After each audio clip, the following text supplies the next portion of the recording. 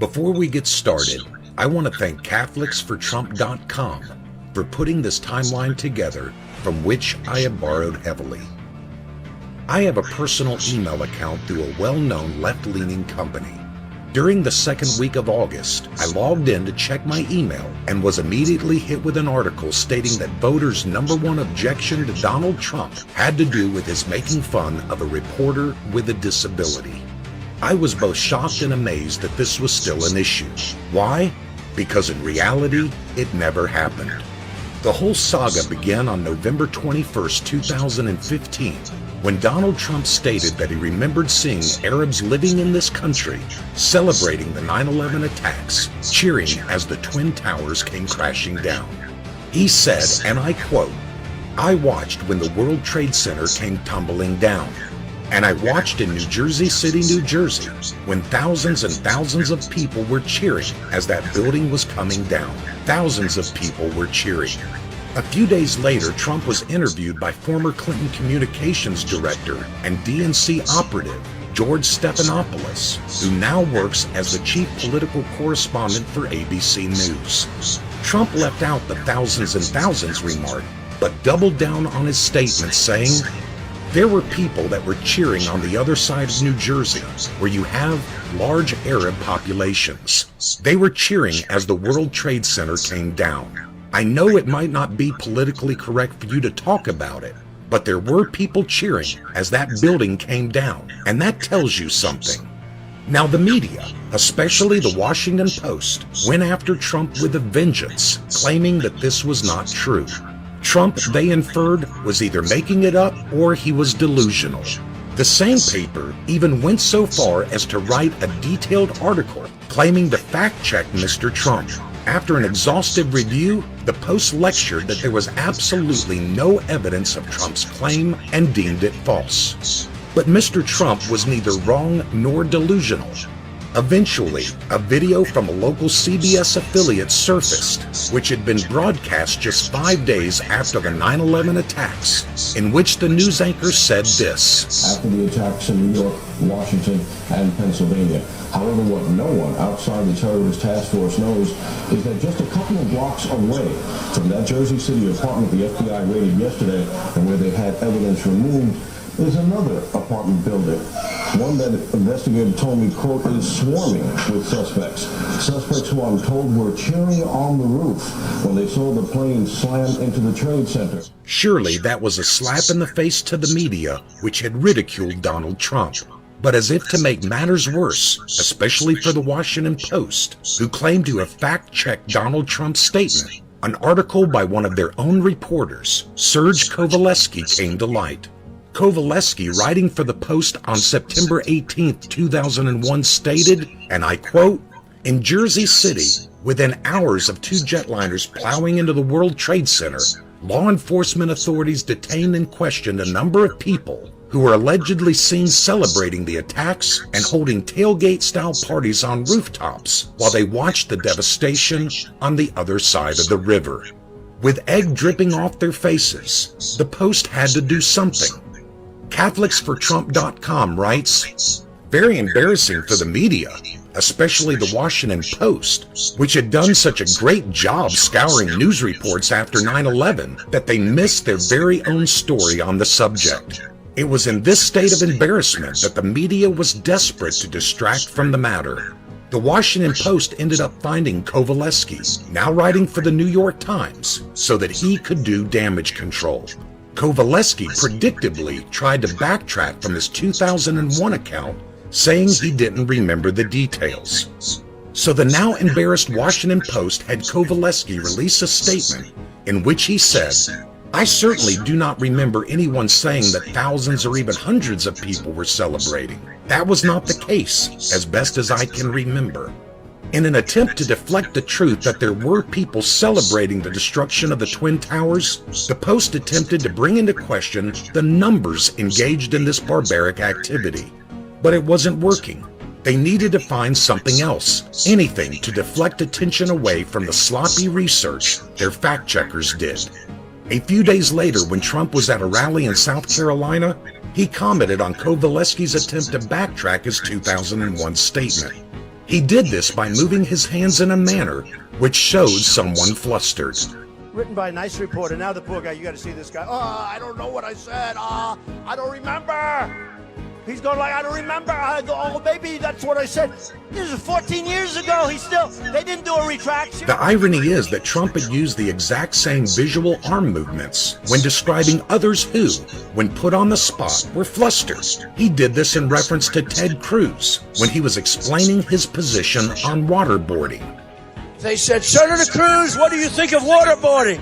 Oh, I don't want to talk about it. You know, he didn't want to talk about waterboarding And though not as extreme, he did the same arm movements with reference to an army general who, according to Trump, did a poor job answering a question about ISIS. And I watched a general recently on television, and they said to him, what do you think about ISIS? Oh, ISIS is very tough.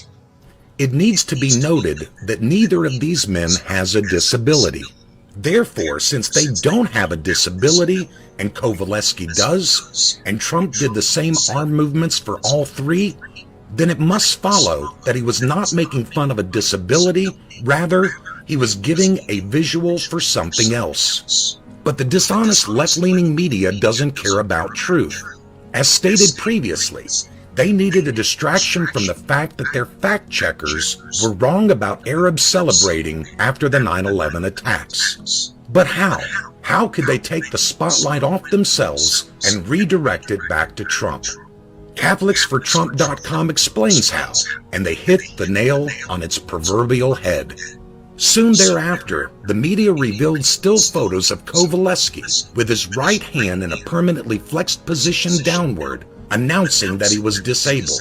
The media then shifted from trying to defend their oversight of the 9/11 Post article, and instead, with disapproving shocked outrage, accused Trump of mocking a reporter's disability. Some liberals went even further and freeze-framed a millisecond of the Trump video at the exact moment when his hand went into a flexed posture. Then they dishonestly put this screen capture side by side with a picture of Kovaleski's flexed hand.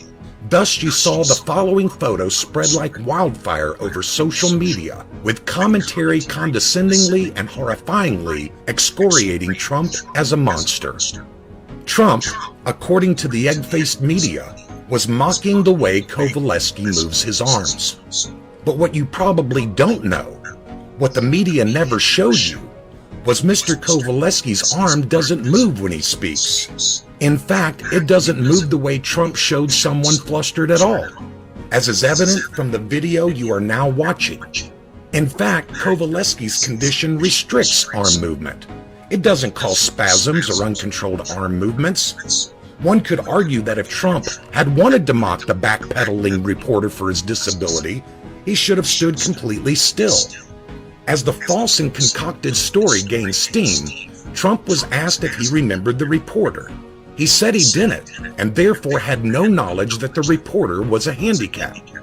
But Mr. Kovaleski, according to Newsmax, an outfit which partners with the always truthful New York Times on its PolitiFact stories, stated, Kovaleski said he and Trump knew each other well because the reporter regularly covered the New York businessman for years. Archived reports support that. But it is interesting that neither Newsmax nor the New York Times, in their so-called PolitiFact story, gives a date of the last time Kovaleski interviewed Trump. Was it 10 years ago or 20 years ago? Were all the interviews in person when Kovaleski covered Trump? If you stick with the previously mentioned two papers, you would never know. But the Post did give the dates when Kovaleski covered Trump, between 1987 and 1993. That was at least 22 years ago. Surely no one in their right mind would require Trump to remember this person 22 years later. Allow me to explain it this way.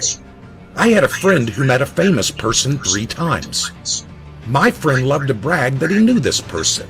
When I had a chance to meet the same famous person, I asked them if they had heard from my friend. Guess what? The famous person did not know of whom I was speaking. Why? My friend looked up to this person and therefore remembered everything, every detail from the 3 times they met. But the famous person meets hundreds of people a month. and my friend just isn't that memorable. CatholicsForTrump.com continues. Trump's impersonations of a flustered reporter was turned into a left-wing and establishment GOP narrative whereby Trump somehow hates the disabled. This despite the fact that Trump has given millions to charity that help the disabled, including raising nearly $6 million for wounded warriors, $1 million of which was his own money. In addition, Liz Crokin, a journalist that has covered Donald Trump for 10 years, recalls the following. In 1988, a commercial airline refused to fly Andrew Tent, a sick Orthodox Jewish child with a rare illness, across the country to get medical care because he had to travel with an elaborate life support system. His grief-stricken parents contacted Trump for help, and he didn't hesitate to send his own plane to take the child from Los Angeles to New York so he could get his treatment. And this is just one story about Donald Trump helping those who are disabled. Folks, Donald Trump did not make fun of a reporter with a disability. He did something worse. He embarrassed the media, especially the Washington Post, whose crummy fact-checkers failed to uncover the true story of Middle Easterners living in New Jersey, celebrating the deaths of 3,000 Americans on 9/11, a story one of their own reporters covered. As someone who has been around disabled folks my whole life, as one whose wife worked with those who are deemed severe and profound, if I believed that Mr. Trump truly mocked a man with a disability, I would be writing a very different article and recording a very different video. But the sad thing is, there are those who still perpetrate this lie, even when confronted with the facts.